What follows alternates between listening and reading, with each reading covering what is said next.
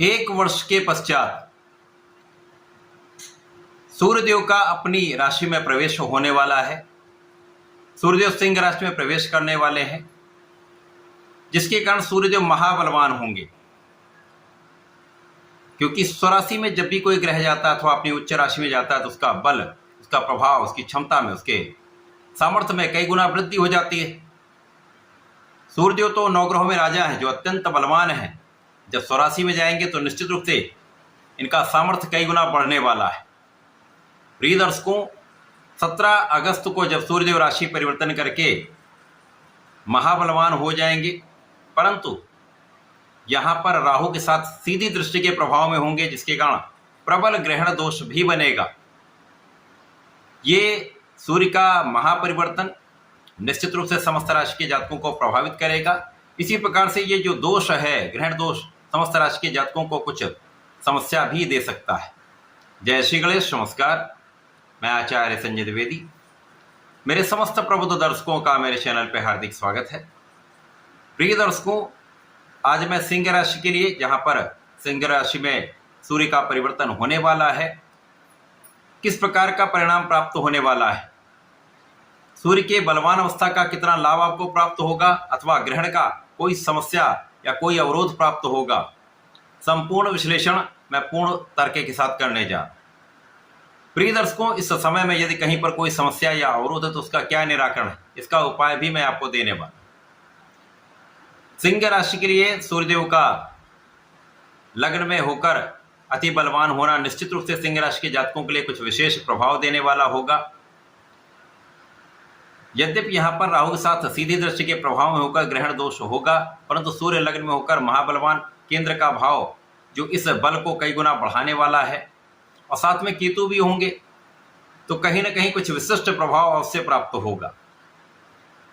राहु का जब अकेला प्रभाव होता है तो ये कहीं ना कहीं भटकाव देता है। राहु मन को डिविएशन में डाल देता है। राहु ऐसी स्थितियां बना देता है जो व्यक्ति उसमें फंसता चला जाता है। अब सप्तम भाव में राहु का गोचर चल रहा है, जो शनि की राशि है, जहां पर राहु भी बलवान है। तो यहाँ पर सिंह राशि के जातकों के जीवन में जो समस्याएं चल रही थी, यहाँ पर जीवन साथी के साथ जो तनाव चल रहा था, आपसी मतभेद हो रहे थे, क्लेश की स्थितियां बनी हुई थी, ये कहीं ना कहीं एक बड़ा कष्ट का समय है।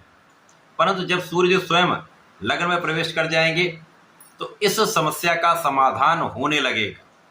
कहीं ना कहीं राहु पर ये दुष्प्रभाव, राहु का जो दुष्प्रभाव है वो कम होने लगेगा। राहु पर अंकुश लगने लगेगा, क्योंकि इस समय में शनिदेव भी वक्री अवस्था में सप्तम की ओर गमन कर रहे हैं। सूर्यदेव बलवान होकर लग्न में होकर राहु पर दृष्टि का प्रभाव डाल रहे हैं। तो इस समय में जो आपकी समस्याएं चल रही हैं उनके निराकरण में बहुत कुछ आपको लाभ मिलेगा। जीवन साथी के साथ पहले से अधिक सामंजस्य बढ़ेगा। जीवन साथी का जो स्वास्थ्य यहाँ पर इफेक्टेड था उसमें सुधार हो जाएगा। इसी प्रकार से जो लोग साझेदारी में काम करते हैं, व्यापार करते हैं, किसी प्रोफेशन में हैं, वहाँ जो कानूनी समस्याएं चल रही थी उनका निश्चित रूप से यहाँ पर हल निकलेगा। यहाँ पर आपका पक्ष भी बलवान रहेगा।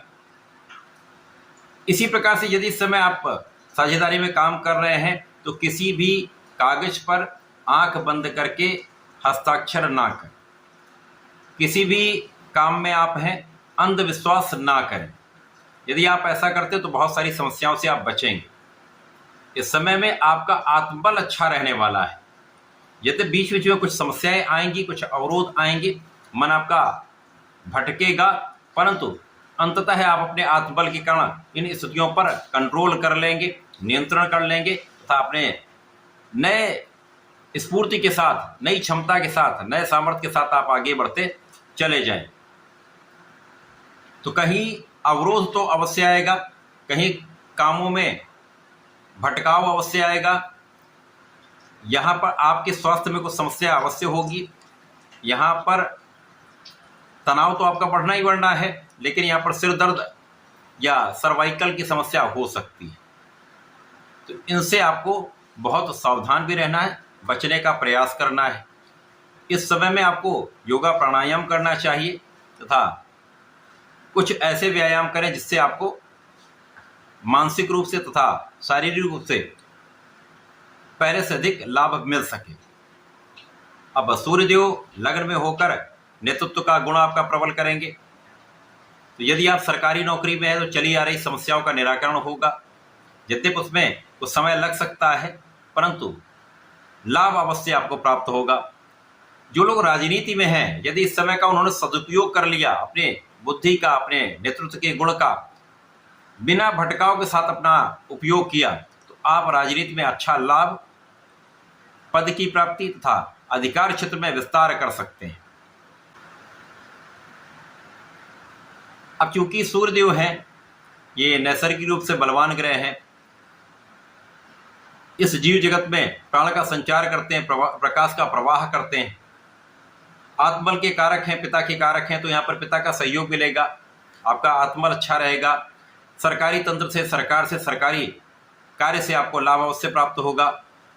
लेकिन यदि आप सरकारी नौकरी में है, प्रशासनिक सेवाओं में है या राजनीति में, तो अपने चरित्र को तथा अपने काम में पूर्ण अनुशासन रखिएगा, पूर्ण न्याय के साथ काम करिएगा, अपने काम में लापरवाही ना करें, पूर्ण निष्ठा के साथ अपने कार्य को संपन्न करें, तो यहाँ पर समस्या नहीं आएगी। यदि आपने लापरवाही की या किसी अन्य के बातों में आकर आपने अपने काम पर ध्यान ना दिया, तो समस्याएं निश्चित रूप से होंगी।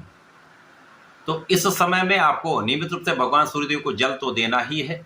ओम घृणी सूर्याय नमः का जप करिए, कम से कम 1 माला कर लीजिए, नहीं तो 27 बार अवश्य करें। इसके साथ ही साथ भगवान संकट मोचन की शरण में रहें। हनुमानाष्टक तथा बजरंगबाण का पाठ प्रत्येक मंगल और शनिवार करें। हनुमान चालीसा का यदि प्रतिदिन 3 बार पाठ कर लेंगे तो इन सारी समस्याओं पर आपका नियंत्रण भी होगा। समस्याएं आएंगी, परंतु आप उनसे पार पाते हुए आगे बढ़ते चले जाएं। तो ऐसा करके इसका लाभ लें। धन्यवाद, नमस्कार।